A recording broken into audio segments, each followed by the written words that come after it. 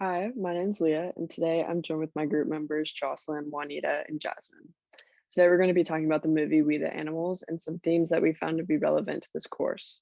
These include identity and belonging, masculinity and coming of age, violence, aggression, and love, and the lack of dialogue about sexuality in the family. But before we dive into our discussion, we'd first like to give you a brief summary and kind of set the scene of what goes on in this movie. The film follows the life of three Puerto Rican American boys, as you can see on this slide on the top left, the oldest being Joel on the far left, Manny in the middle, and the youngest Jonah on the far right. And it specifically follows the life and kind of thoughts of the youngest son, Jonah, in the striped tank top. The three brothers identify themselves as the center of the universe and spend virtually every moment of the day together and very little time with others. They sleep together, they eat together, they adventure together, they take care of their parents together. Their relationship proves to be extremely important as the audience gets to know their parents, known to the boys as mom and pops. As Jocelyn will explain later in this presentation, mom and pop's relationship is characterized by the simultaneous presence of aggression and love. Interactions between the two are either expressions of deep love and infatuation, typically shown through public displays of sexual desire, as well as aggression, shown through their constant violent arguments that always turn physical and most often end in one of them leaving, only to come back and continue this cycle over again. These fights often leave Joel, Manny, and Jonah to survive by their own devices and are often catalysts for both bad behavior as well as suppressed resentment for their parents. The youngest son, Jonah, is also the narrator of the film. The story begins on the day before his 10th birthday, where Jonah and his mother nearly drown when Jonah's father forces them to learn to swim. This feeling of drowning stays with Jonah throughout the movie whenever he's in a state of confusion or dis-ease about his sexuality and life in general. Jonah's closeness to his mom and estrangement from his father is one of the first things that you get to know about him. His father's hypermasculine behavior is something that Joel and Manny mirror, but not Jonah. Jonah's close relationship with his mother is also a large factor in Mom and Pop's arguments because Pops believes that he will never become a man because he's a bit different from his brothers. Jonah turns to his journal to process his emotions about his parents' relationship, his relationship with his brothers, as well as his life in general and sexuality. He has no other outlet to process and understand his life besides a boy named Dylan that lives on his grandfather's farm that's not too far from uh, their house. It's here that Jen is able to escape his home life um, and understand his sexuality. The hypermasculine environment of his home proves toxic and confusing for Jonah, as Pops, Joel, and Manny perpetuate a heteronormative narrative and treat women as expendable just as Pops treats Mom. As the film progresses, Jonah's journal entries and drawings mirror the film's fast and intense nature. The three brothers, who at the beginning are inseparable, turn separate ways as Jonah takes his own path. Because of the course of their lives, Jonah no longer connects with his brothers the way he once did. And in an intense scene of Manny belittling Jonah out of his own insecurity, Jonah runs away to Dylan's house with Manny's backpack. When his older brothers come looking for him, Dylan protects him, and the two end up kissing that night. This is the first time that Jonah feels comfortable expressing his sexuality outside of his journal, and more importantly, with another human being. This is a pivotal moment for him and his coming of age in the film. When Jonah returns home that night, his bed's turned over and he finds the contents of his journal laid out on the living room floor and his family circled around it in disbelief. It's here that Jonah realizes that his hidden identity as queer has been exposed to his family by his brothers, and he reacts with the same rage he's seen in his family for so long. After that night, Jonah realizes that his relationship with his family has changed forever, and he decides to leave home. And I just wanted to kind of talk about the images that I chose for the slide to kind of get a feel and set the scene of the film. So I grabbed this top left photo because it's you can kind of like really see the boys there, but I feel like a more characteristic photo of them would be this one on the bottom right where they're kind of all shirtless doing their whole body heat ritual after that, and they're watching the television and kind of blocking out the noise of the world. And so it just kind of shows the way that they're inseparable. They do pretty much everything together, but 90% of the movie they're probably not wearing shirts. The It was actually pretty difficult to find a photo from the movie without actually screenshotting the film of Ma and Pops, and I thought that it was very interesting that this is one of the only photos I could find of them together. And it's in this very loving and, expressive state where the boys are near, but they see the way that their father kind of treats their mother as an object of desire and kind of nothing else. And this photo in particular occurs before um, the boys kind of lash out on their father because he, instead of coming after them while they're playing a game, he turns to his mother and tries to have sex with her in front of them. And so that's a really pivotal scene in the movie where the boys kind of lash out on their dad. And then lastly, I just grabbed this photo of Jonah's journal where he is showing this feeling of drowning, both literally when he was forced to learn how to swim and drowned as a result, or nearly drowned as a result, and the like pervasive feeling of drowning that Jonah has throughout the movie as he's trying to kind of navigate his home life as well as his sexuality, which more often than not don't mix. So yeah, there's a lot to unpack in this film. So I will now turn it to Juanita to talk about identity and belonging. Thank you. Hi, everyone. My name is Juanita Salazar, and today I'll be discussing how I was able to watch the film adaptation of We the Animals. I loved it, but today we're going to dive into some like serious issues and topics under the umbrella term of sexuality and family. So I will specifically be discussing topics of identity and belonging and how that relates to Jonah and his story. I will go ahead and share my screen.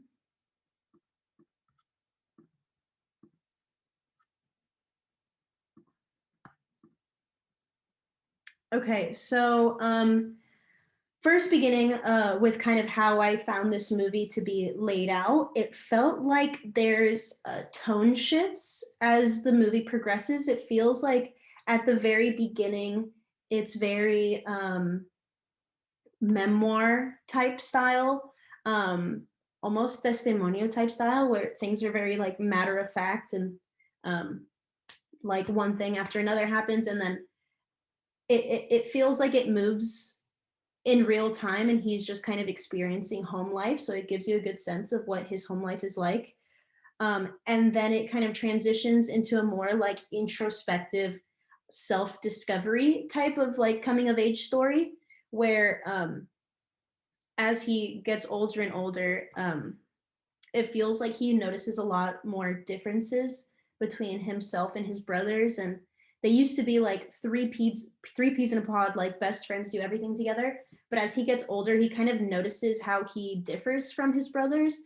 They go into a lifestyle of like drinking and smoking at a young age, something that can be seen throughout many impoverished neighborhoods and families experience that. Um, and so he is seeing his brothers change before his eyes, but then he also realizes that he is not like them either, especially with the self-discovery of his sexuality. He feels like he loses this connection with his brothers that he used to have so deeply. Um, and that goes into his identity and belonging. I will talk about this again later, but as his self-identity grows, he loses his connection and feels like he loses his belonging in his family. I also really want to point out that I appreciate how this movie, it feels like Jonah is experiencing and feeling these emotions in real time. It feels like um, through childhood, um, children don't necessarily know what's wrong or right. They just know that this is what family is like. This is what my family is like, which means like all families are probably like this also. So his father leaving, his mother going through a depressive state, his brothers and him like scavenging for food. All of these things happen like one after the other. And it just kind of flows as if it just happened again, like it's happened before, we'll go through it again, it'll be fine. Like And so he doesn't really have time to like catch his breath really. It just feels like he just goes through the motions. But as he gets older throughout the movie progresses, he's able to be like, oh, that I feel detached from this family. I feel like one, not welcomed from his sexuality, especially feeling judgment and being outed by his brothers. Um, as he gets older, he becomes cognizant of these issues and that he needs time to back away from them, um, which I love and I appreciate. I'm going to show a short clip of the film.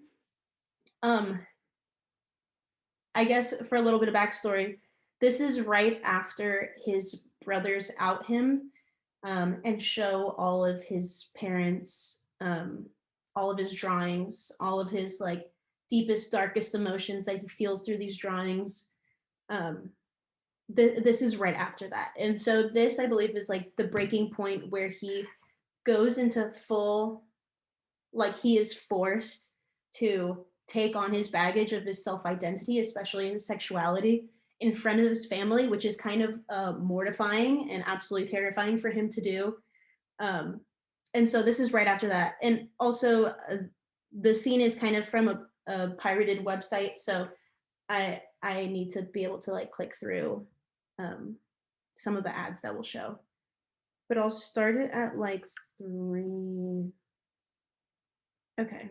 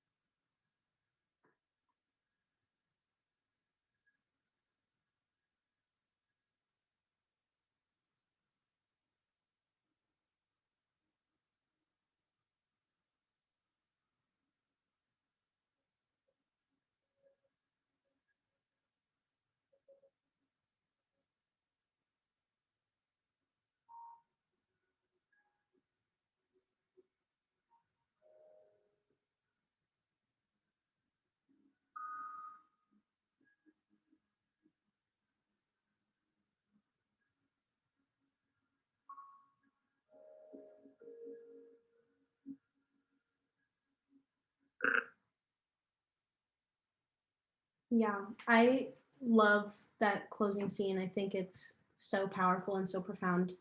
Um, I mentioned this before, but the way they're able to like graphically adapt to the film to show emotions through his drawings is just so powerful. And I feel like we get his truest form of self um, through these drawings. I think it's amazing. Um, but in terms of the theme of identity and belonging, we see Jonah go through this entire transition of just being with his brothers and learning what that's like to be one of the family to then growing into his own being. It's kind of forced upon him, but he goes through this experience himself already. And so I would say that as his sense of self and his identity, it grows and he becomes more in tune with himself and his own emotions and thoughts and feelings. Um, he loses his sense of belonging. He is forced to it's kind of taken away from him really as his brothers out him in front of his family. He all he wants to do is leave and run away. um yeah, I feel in my personal like the way I interpreted the scene of him floating away, actually it happens twice in the film where you see a visualization of like a shadow, and you can assume that it's Jonah floating away, flying away really. It kind of expresses that he doesn't feel at home anymore. He doesn't know what that feeling is like, and he no longer has a place where he belongs, and he just wants to fly away, and he wants to be literally anywhere else because he doesn't belong there anymore. And I find that to be really powerful, and I'm sure so many of us can relate to that idea of just like not wanting to be there anymore. Like clearly this place is not for me and all of these bad things are happening and I don't know what to do. I wish I could just disappear and go somewhere else. So I think that is just so profound. And we see that through these like the drawings, they're very graphic and they're very vulgar, but they're so honest in a way that only a child could make them because you know what they say, one of the most honest people in the world are children. And so I think it's really amazing how they incorporate his drawings to be um, like such a pure and accurate representation of himself. Um, I guess he just goes into a self realization once he realizes that everyone knows his secrets. He's pushed into this river, for lack of a better, metaphor. Um, and he feels like one of his biggest fears in the movie is swimming out of fear of drowning. And it feels like at the end of this movie, when he's outed, it feels like real life drowning to him. Um, and so as I mentioned, as he grows into his self, he feels unloved, unwelcomed by his brothers, his family. In the scene we showed before he goes outside and finds his drawings in the trash, seeing the way his mind kind of played tricks on him, um, when he was able to see his brothers in bed and kind of visualize this mirage of them being like body heat, body heat. That's like it's what they do. And so like that was kind of his like, oh, I wish that they would welcome me. I wish that we could be the way we were, but we are not anymore. And that is just the way it is.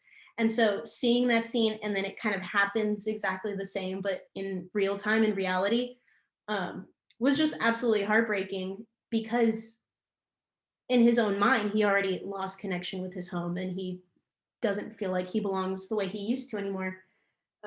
It's really powerful, but yeah, I think one of the most important like coming of age stories, especially through the lens of a Latinx individual, but not only that, but a sexually fluid individual, especially at such a young age. It's such an interesting like walk of balance, walk of life, but it's so real and so honest. And so I thought that they did a great job of adapting this film to these difficult issues.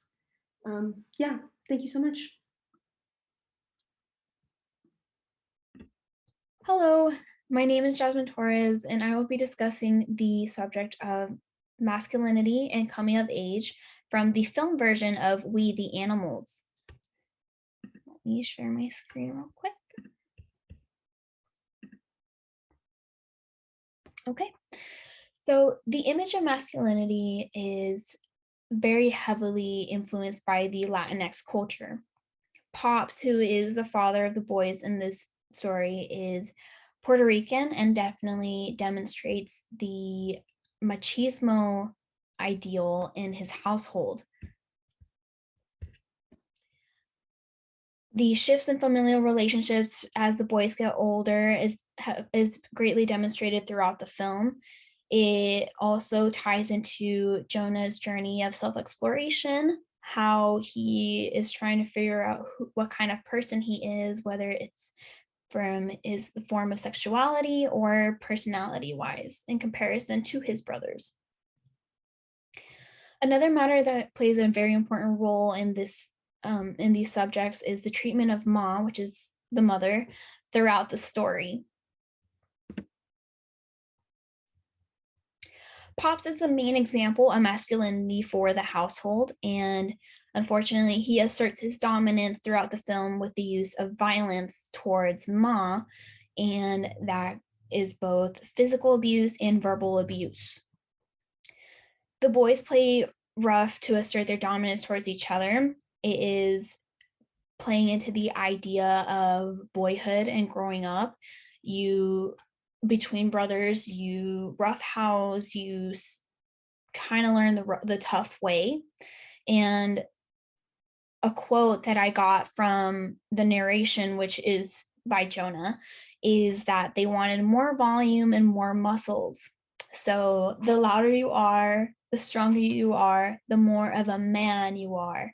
The masculinity, the idea of masculinity is your manly features. How can you demonstrate it? Well, you demonstrate it through sound and appearance, apparently.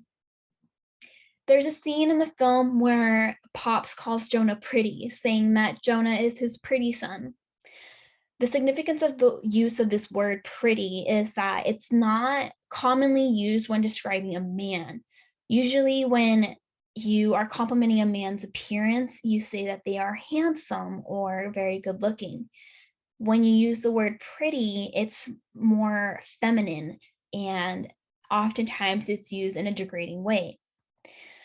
This leads into multiple thoughts on what Pops is thinking. It could be that he already assumes that his son is a little different compared to the other two, whether it's personality wise or even if he thinks about sexuality, but that's not really inferred in the film. Another thing that is brought up is the use of fear to show dominance. As previously stated, the household uses violence, whether it's verbal or physical, and aggression to assert their dominance towards each other. However, fear also plays a great role in this. There's a scene where the boys are throwing rocks at ongoing cars, and when a woman decides to stop and call them out, tell them off about their actions, they begin to use explicit language and increase the volume of their voices to assert their dominance. Basically, they're yelling at her, basically showing, do not mess with us. We are the ones with power in this situation. It's also shown greatly towards each other. With the relationship with Ma, Jonah shows more affection towards Ma compared to his brothers. This creates and demonstrates a stronger bond that he has with his mother compared to his father, which also ties into the significance of the age of 10. When Jonah turns 10, his mom begins to dread it and shows how much she dreads it because she forever wants her baby boy. The story behind this is that when his siblings turned 10, they became more independent and didn't really need their mom as much, which is something that she doesn't like. She wants to feel needed by her children, and especially Jonah, who's her last born. So that's why she says that she wants him to be 9 forever, and just kind of add the numbers. So 9 plus 1, 9 plus 2, and so on. Even though that's not possible, and he knows that's not possible, he responds with, like, I won't grow up, it's okay. However, that relationship kind of shifts at the end when Jonah's journal, that had his drawings of his imagination and alludes to his sexuality, like images that allude to his sexuality. When that journal is discovered, he and mom begins to question where he's been. He begins to beat her and show aggression. This resort to violence is his way to show machismo to his siblings and his dad, to distract from what they just discovered of him. He wants to show that he can still be a man, that he's still a man just like they are, that he's no different. He doesn't want to feel discovered for something that he has kept hidden for so long. On top of it being hidden, he still doesn't understand what's going on. He's still learning about himself. And this moment, he chooses to beat his mother because that's what he's seen throughout his childhood. When things go wrong or go sour between his parents, his dad resorts to violence towards his mom. When things go sour between his siblings and their mom, they resort to the verbal abuse, or they mock her behind her back. That's just it's all he knows. So that's why he resorted to this, to deflect from him being discovered. This story and this film provide a great example of coming of age, especially for young boys. The boys grow up together, but Jonah begins to grow apart from them because he sees certain little differences as they get older. Manny and Joel demonstrate more characteristics that are similar to their father and begin to drink alcohol, they smoke, kind of like what a societal idea of the life of a young boy is. You know, you begin to explore substances and whatnot.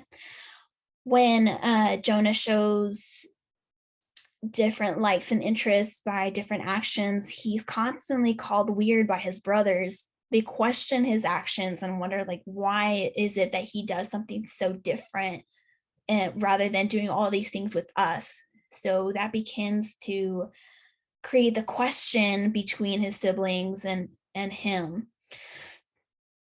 The image of drowning starts after he actually drowns, when he was learning how to swim. Of course, he did learn how to swim the tough way, but in his imagination, he imagines himself drowning when he's thinking of something, whether it's a matter of his sexuality or just a matter of the violence in his household. So it could be inferred that drowning can represent him drowning in his own thoughts of who he is. He's in this limbo where he's not fully sinking, but he's also not swimming. He doesn't really know what is going on, or he just doesn't understand and is still learning about himself. There's a scene in the movie where he is in Dustin's room. Dustin is another character of which he develops feelings for, different kind of feelings. He is submerged underwater and looking at Dustin and begins to understand that he does have different feelings. So in that state of limbo, it's this, again, the sink or swim situation. Does he act on it or does he not? After that, in reality, he does act on it. In this clip, you will see an example of the relationship between Jonah and his brothers and how it becomes a little different compared to the beginning of the film.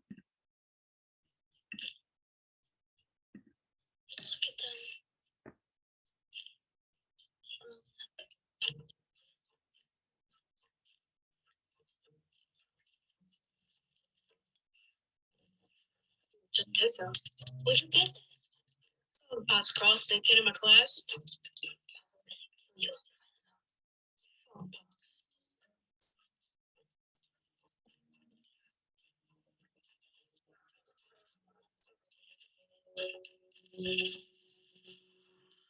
Will they be?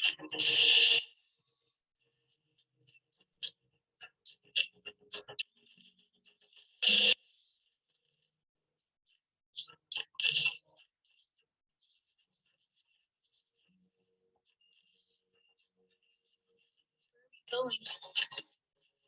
Let's see.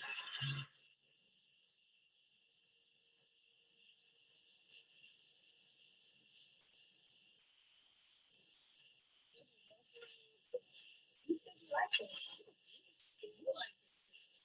I said she likes me. So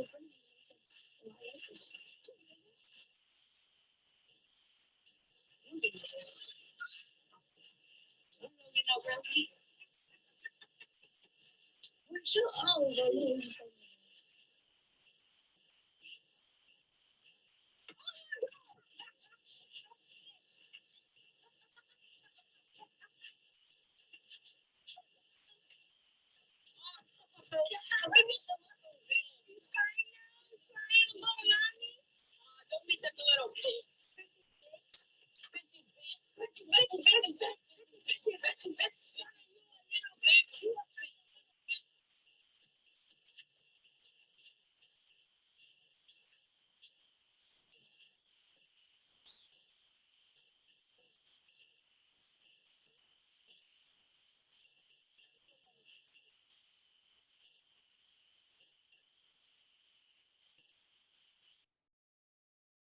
Okay.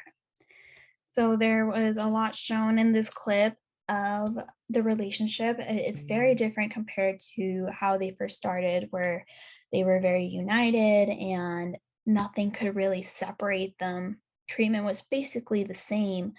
One of the many things I want to point out to start with is the selling of the cross. So Manny, who is the eldest son, was given a cross necklace by his father.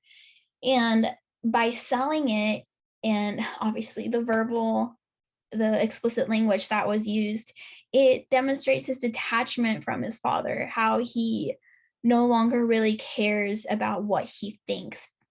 Kind of the lack of respect because there's no respect being earned. Another thing is how they degraded Jonah because of his reaction to almost being pushed off a ledge. I mean, on top of being scared, he showed a more emotional and sensitive side, which his brothers do not exhibit. They use that against him by making fun of him, saying like, oh, go with your mom. You want to cry to your mom, making him already an outcast and how he kind of already feels. Another thing that is often not looked at or not questioned a lot is the question Jonah asks during his narration: who will they be? When looking at that question, you have to wonder what he's thinking. So is he thinking, will they be like our father, who is not the best man in the household, has hurt a lot of people in the household physically and emotionally? Will they be worse? Or are they still in time to learn how to become better? That is a question that he could have from a young age that could also develop further into his adulthood. That question in the back of his mind will still remain: who will they be? Who are they? Because of everything that has occurred, he becomes detached from his family. They kind of shun him. So, not knowing what they will become or where they're at that moment is a fair question to ask in his position. Well, thank you so much, and I hope you enjoyed this presentation.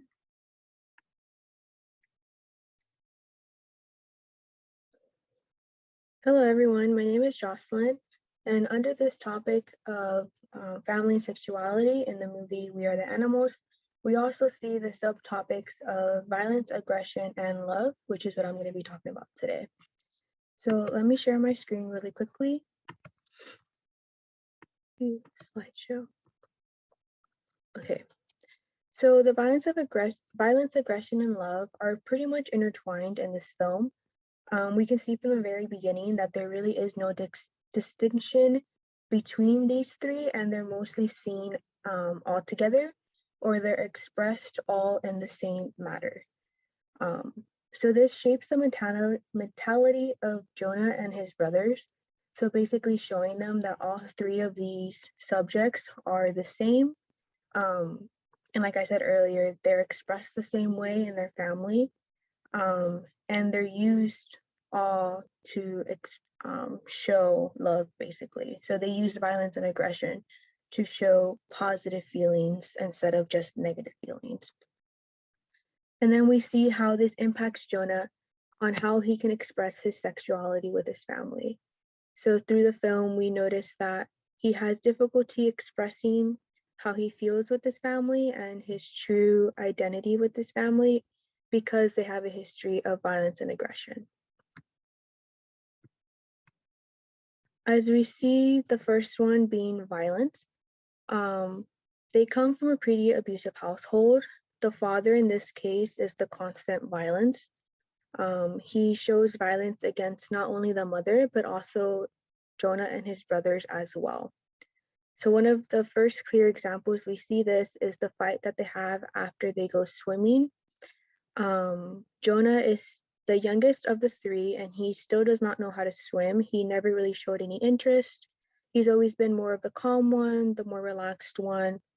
And this kind of annoyed his father that Jonah was not showing any of these manly attributes that his brothers were showing. So he basically forced Jonah to get in the water so that he can learn how to swim the proper way and the way he thought was the right way for him to learn how to swim. And this left a pretty traumatic impact on Jonah, but it also started this big fight among the father and the mother, where we can see that he not only abused her physically, but he also abused her mentally by leaving. So he leaves the children and the mom for a few days. It's not really clear in the film how long he's gone, but he's long enough for the children to understand that he was upset and that this was the way that they got over. This is the way that they resolve issues in their family. We can also see the violence amongst themselves. So they act violent among themselves when they're playing wildly and aggressively. So you can see them constantly hitting each other, calling each other names. They're very rough with each other, but this is their way of showing each other how they feel, showing each other that they care about one another and that they're there for one another. So as I mentioned here, it's basically a coping mechanism to embrace aggression. So since they see their parents in this abusive relationship of love and violence, they act this out themselves amongst each other. So like by hitting or yelling at each other, you can tell that every time they do that, they're not angry with each other, but they're more of playing or laughing, or you can see them smiling at each other when they're calling each other names or just yelling at random. Because this is all they know. This is how they know to express themselves, how they know to show each other that they love each other. One of the clear examples is when they're talking on the phone, imitating mom and pops. So still during this time when he's gone, they have a lot of free time to themselves. So we can see that they're with each other, calling each other names on the phone. So they're kind of playing like telephone with each other, and one acts as the mom and one acts as the dad. And you can see how the person acting as the dad is always either calling the mom names, telling her that you have to be submissive, saying stuff like, I am the man, you listen to me, you listen to what I say, you do what I say. And the person who is pretending to be Ma on the phone is saying things such as like, I'm sorry that I didn't listen to you, I should have done what you said, and things in that term. So they see this violence and then they play this violence with themselves, among themselves, um not only like aggressively like playing with each other, but also pretending to be their parents. And then we see this cycle of familial aggression where these young children, Jonah's the youngest one being 9, learn how to cope with this. So their way of coping with this is imitating and pretending that they are their parents. We can also see how it associates violence with emotional tenderness. So basically, this leads to physical abuse being used as a method for showing love. So we'll go more into the love part later on. But the main examples of this are the parents' relationship, and then also the boys with the parents' relationship. So the parents' relationship we discussed earlier is an abusive relationship. The way that the dad shows that he loves the mom is by beating her, basically. Um, like we can see multiple times where he's very aggressive with her, but then he also showers her with love. So there's this kind of confusion among the children where they see, okay, part of showing someone that we care about them is by hitting them, and it's the same thing. So they don't have that distinction of violence and love. For them, it's the same. And one of these clear examples is when the boys start hitting their parents where they're having this tickle fight. So when they're in the bathroom one day playing, we can see that they start play tickling and they run to the living room. And while the parents are on the floor, the boys just start hitting them hard. They start smacking their backs and they start saying things like, "You're supposed to come find us. You're supposed to come look for us. You were supposed to come get us." But they're playing. They're not they're not saying these things because they're angry at their parents. They're saying these things because they love their parents and they're so excited that they're spending this time together. So you can see that clear confusion where them being violent is their way of saying I love you, basically. And then when it comes to the aggression, this is pretty much a form of emotional currency. So they use aggression to show when they're going through emotional distress.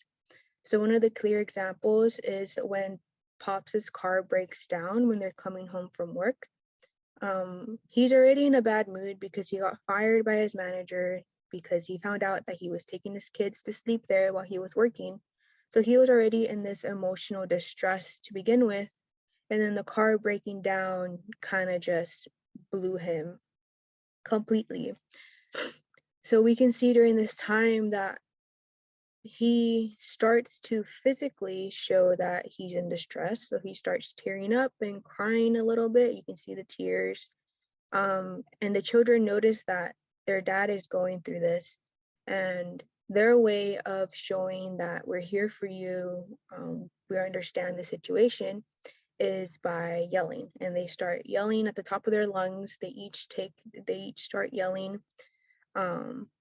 And you can see that this makes the father happy. It makes him happy to see that his children are understanding his feelings without him having to say anything verbally.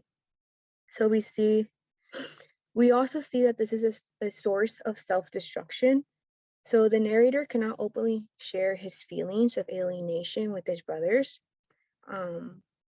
This is pretty obvious since he writes everything in his notebook. He draws and writes everything down, and he does this while his brothers are sleeping so that no one knows what he's thinking about or writing about. And we see how he seeks violence from them as a way to show their love and understanding. So every time, he's not really a verbal person, he doesn't really talk a lot since he is the youngest. But whenever his brothers hit him or talk down to him or call him bad words, he sees this as a positive attribute and is happy to just be acknowledged by his brothers in that manner.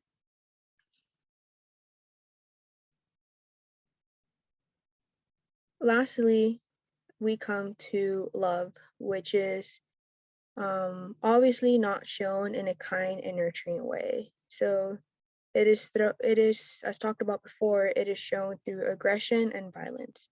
So there's multiple examples of this throughout the film. The main ones being Pop's and Ma's relationship, how they're abusive towards each other, but then sometimes they're not. So it's this confusing thing for the children to see, that love is expressed in this negative way, although they don't know that it's a negative way.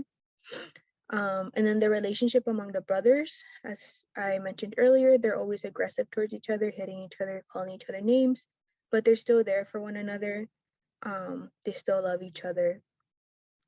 And then the relationship among the family in general, we can see sometimes when Ma was aggressive towards Jonah.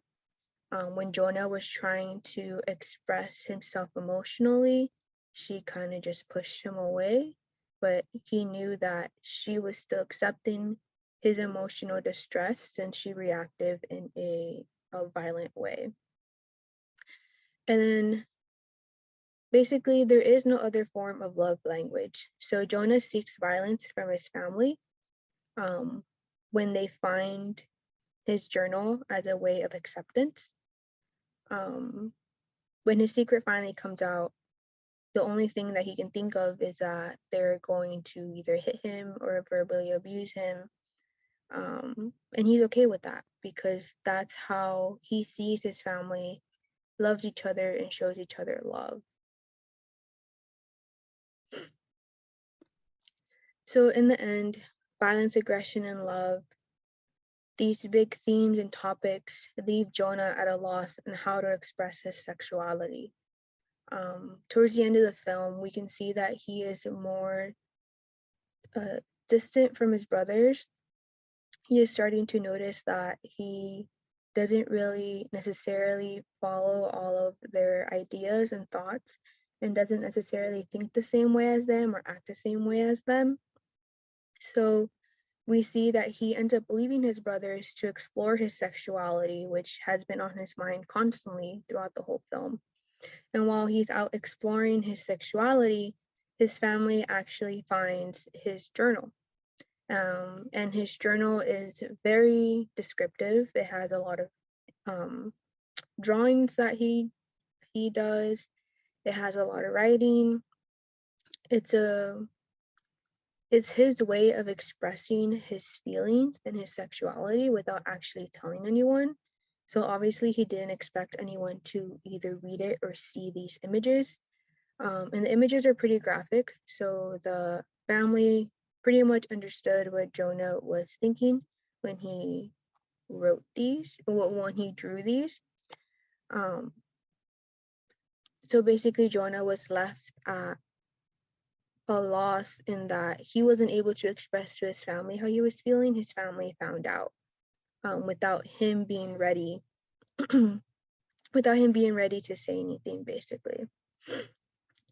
So the only thing that he can think of was that he needed the violence to be accepted by his family. So when his father pinned him down on the floor, he didn't seem surprised or scared or anything, but he was more understanding of like, okay, violence and aggression are needed for them to show me that they love me, even though they can't say it. He knows that he's being loved because they're being aggressive towards him towards the end.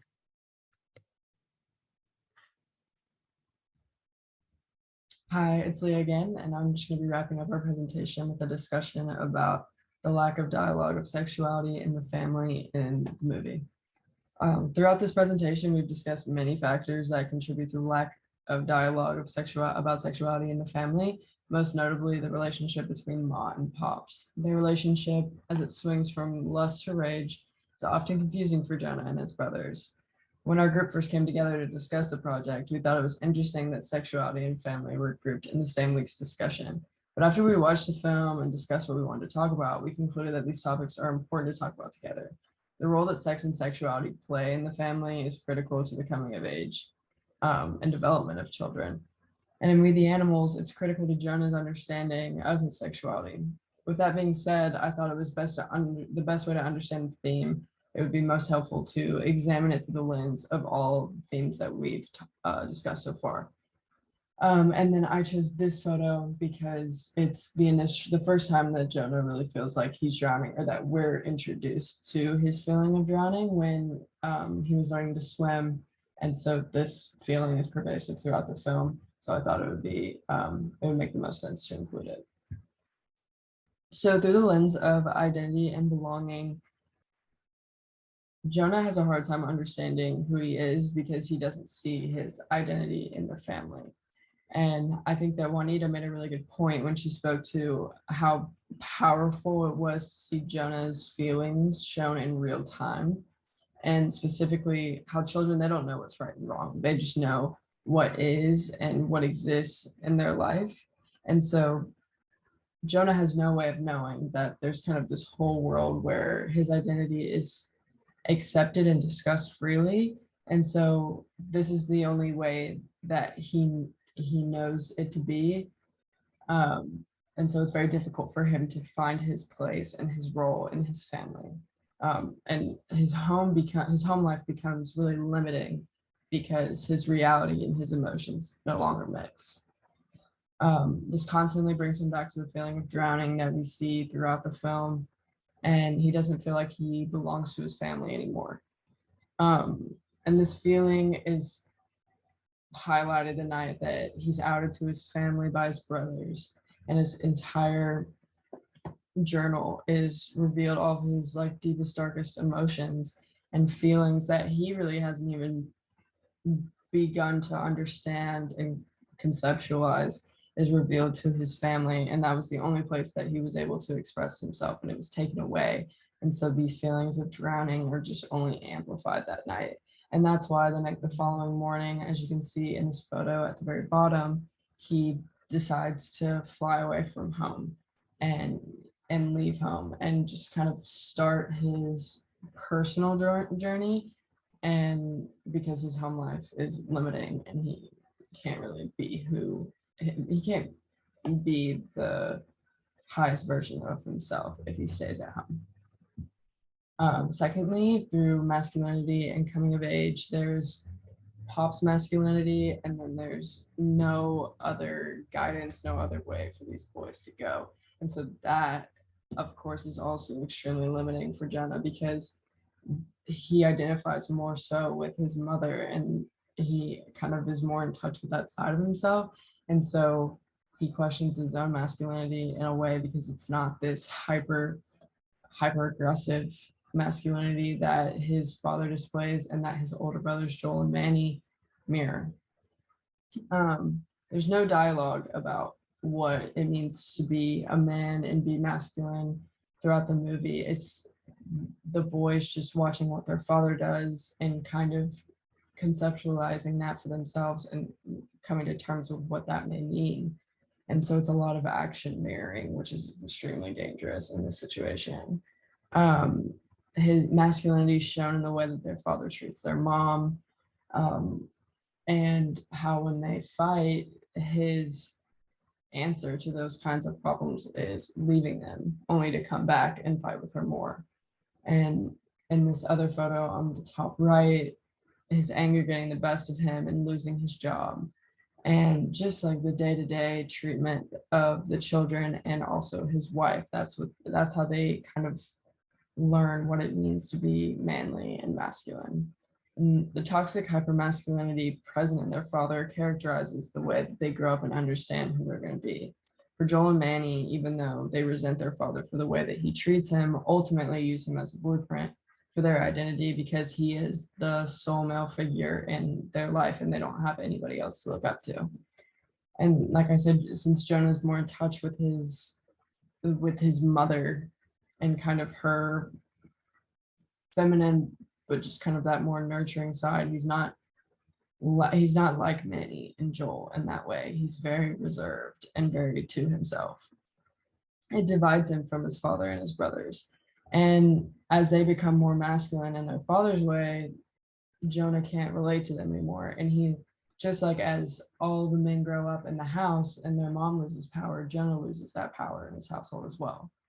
And it perpetuates his feeling of drowning because he's deviating from his father's path of hypermasculinity, and his idea of masculinity and identity is seen as wrong. And so ultimately, as I stated for the last theme, his home life becomes limiting and he is forced to leave, or he chooses to leave to be able to access his identity and come to terms with it and understand it and live comfortably with himself. And then lastly, for violence, aggression, and love. In this household, everyone suppresses their emotions until they boil over. There aren't those conversations about love and sexuality and violence, and no one really can it's extremely chaotic, and you can see that in the movie. You can feel for the three boys and how the emotional roller coaster that is their home life affects them and their understanding.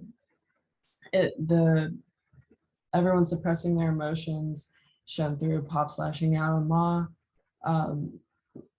And the interesting thing is these photos are taken about 5 minutes apart in the film. And so when the boys lash out on their father because he's bad, when he opted to try to have sex with his wife in front of them before she went to work, they felt extremely neglected in that moment. And so they lash out on him. And it's just all the feelings accumulated over all the years that they take out on him when they begin to slap him when they were playing just seconds before they act out violently against him, because there's no other way that they've ever learned to express those emotions besides anger and rage and yelling and violence.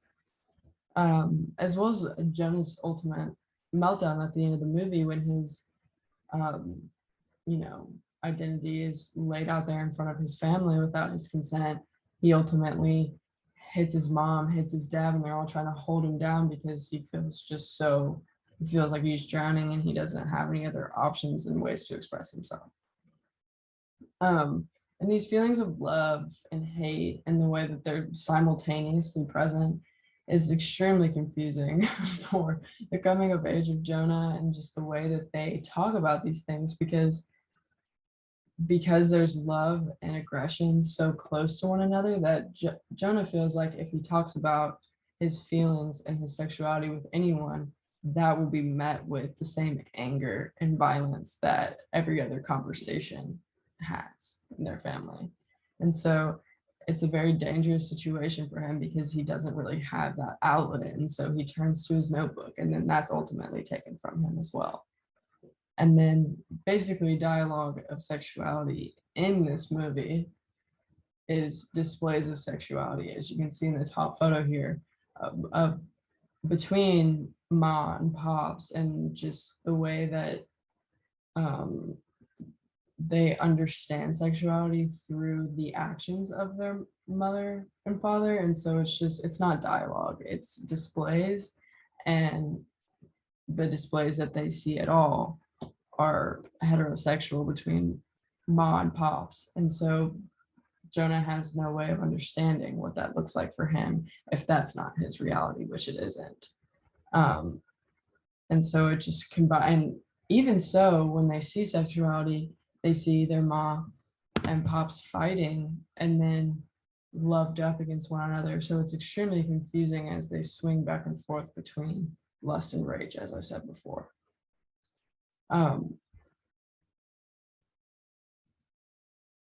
But this story was a poignant, raw expression of the connection between sexuality and family, specifically when they don't mix. And I think I can speak for all four of us in saying that this film will have a lasting impact on us. And we just appreciate your attention during this presentation, and we hope that you learned something. So thank you so much.